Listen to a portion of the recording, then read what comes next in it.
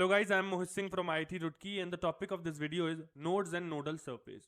तो सबसे पहले तो नोड समझते हैं होता क्या है। Nodes basically it is the locus of all those points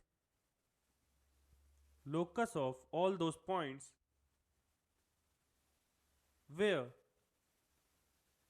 probability of finding an electron is zero. Finding an electron is zero. इतनी बात क्लियर है।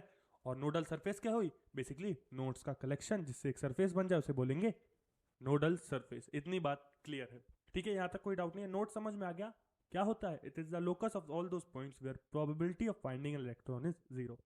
अच्छा, इतनी बात क्लियर। अब हमें एक इलेक्ट्रॉन के बारे में इक्वेशन कौन बताता है? Wave function. वेव फंक्शन को जब हम सॉल्व करते हैं तो दो पार्ट आते हैं, एक radial part and angular part. ठीक है, तो हमारे पास दो पार्ट है। सिंस दो पार्ट है तो नोड्स भी दो होंगे, एक होगा रेडियल नोड और एक होगा एंगुलर नोड। इतनी बात क्लियर है, यहां तक कोई डाउट होना नहीं चाहिए। अच्छा, अब ये रेडियल नोड क्या रिप्रेजेंट करता है? तो रेडियल नोड रिप्रेजेंट करता है basically spherical surfaces,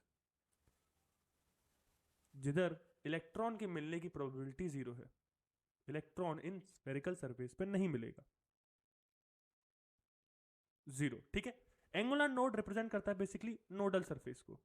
nodal surface को it can be anything, it can be a xy plane, it can be a yz plane, it can be a conical surface, it can be anything।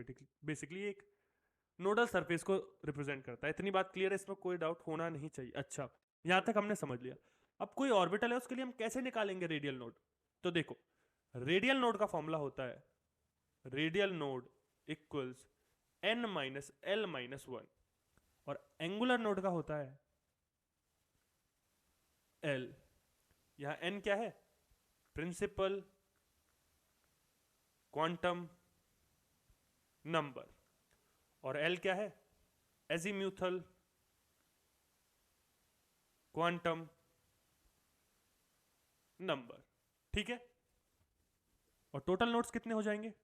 Total nodes हो जाएंगे हमारे पास n minus l minus one plus L हो जाएंगे n minus one. ये हमारे total nodes है, इसमें कोई डाउट आपको होना नहीं चाहिए, ये बात क्लियर रहनी चाहिए। ठीक है, इधर तक हमें कोई डाउट नहीं, हमें समझ आ गया कि रेडियल नोड कैसे निकालते हैं, एंगुलर नोड कैसे निकालते हैं। ठीक है, अब हम थोड़े क्वेश्चन देखते हैं। Let us assume 3p orbital. हमारे पास 3p ऑर्बिटल है, ठीक है, 3px मान लेते हैं टू बी मोर प्रिसाइज। अच्छा, तो देखो रेडियल नोड कितने होंगे इसमें फॉर्मूले के हिसाब से? Radial node equals to n minus l minus one. तो 3 माइनस एल की वैल्यू कितनी होती है px ऑर्बिटल के लिए?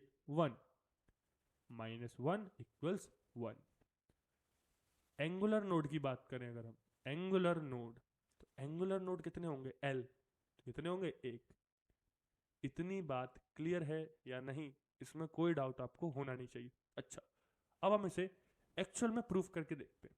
देखो, हमको पता है ये है आपकी px ऑर्बिटल, ये x बना दिया मैंने और ये बना दी मैंने px ऑर्बिटल। यहां होंगे आपके पास इलेक्ट्रॉन की प्रोबेबिलिटी। देखो, अब मैं बनाता हूं y और z एक्सिस भी। तो ये मैंने बना दी z एक्सिस और ये मैंने बना दी y एक्सिस। तो देखो, एंगुलर नोड क्या होता है? Basically nodal surface. तो नोडल सरफेस इधर कौन सी है? बेसिकली YZ प्लेन जो है हमारे पास, यही नोडल सरफेस है। देखो, YZ पूरी सरफेस पे कहीं पर भी इलेक्ट्रॉन की मिलने की प्रोबेबिलिटी हर जगह जीरो है। तो इसका मतलब क्या हुआ? YZ is a nodal surface. और एंगुलर नोड कितने हैं? एक है, और आपको एक ही ऐसी सरफेस मिलेगी px ऑर्बिटल के केस में। तो एक्चुअल प्रूफ भी आपको देखने को मिल गया, इसमें कोई डाउट आपको होना नहीं चाहिए, ये बात क्लियर होनी चाहिए। ठीक है, तो इसमें कोई डाउट नहीं है ना, ये पूरा क्लियर है। अच्छा, ये हम पूरा समझ गए, इसमें कोई डाउट हमें है नहीं। अच्छा, अब हम देखते हैं कुछ और एग्जांपल। हम मान लेते हैं dz स्क्वायर ऑर्बिटल। क्या लेते हैं हम? dz स्क्वायर ऑर्बिटल, जो कि कैसे दिखती है? उसका डायग्राम बनाओगे तो दिस इज योर इलेक्ट्रॉन इधर, और बीच में एक रिंग होती है, आप सबको पता होगा वो रिंग कुछ ऐसी बनी होती है, ये रिंग, और रिंग के साइड में भी आपको इलेक्ट्रॉन मिल जाएंगे। अच्छा, चलो अब हम फॉर्मूले से पहले नोड्स निकालते हैं। नंबर ऑफ एंगुलर नोड देखते हैं हम। Angular node, number of angular node कितने होंगे? एल कितना होता है? 2 dz स्क्वायर ऑर्बिटल के लिए, तो 2 एंगुलर नोड है। तो देखो, 2 नोडल सरफेस कौन सी है? एक ये होगी, ये देखो कोन में बना रहा हूँ, ध्यान से देखना बहुत, ये बनाया मैंने कोन। देखो इस पूरी सरफेस में कहीं इलेक्ट्रॉन नहीं मिलेगा आपको। ऐसे ही सिमिलर नीचे चले जाओ, नीचे चले गए, तो इसके पास 2 कोनिकल नोडल सरफेस होती हैं। कोनिकल नोडल सरफेस, तो नोड्स और नोडिकल सरफेस में आपको डिफरेंस पता लग जाना चाहिए अभी तक। देखो, it is the locus of all those points where probability of finding an electron is 0। ये तो हमारा नोड्स। नोडल सरफेस क्या है? कलेक्शन ऑफ नोड जिससे हमारी एक सरफेस बन जाती है। ठीक है, अगर हमें इलेक्ट्रॉन के बारे में इंफॉर्मेशन चाहिए तो वेव फंक्शन को सॉल्व करना पड़ेगा।